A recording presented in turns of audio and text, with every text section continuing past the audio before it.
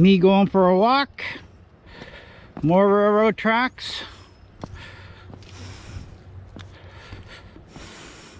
A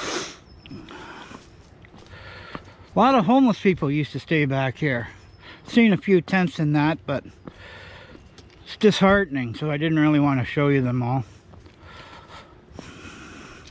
It is what it is.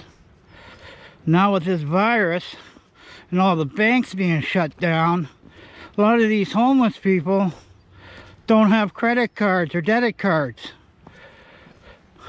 This has made life really tough on them. It already is.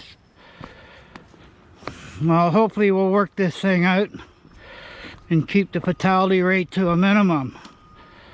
Take care.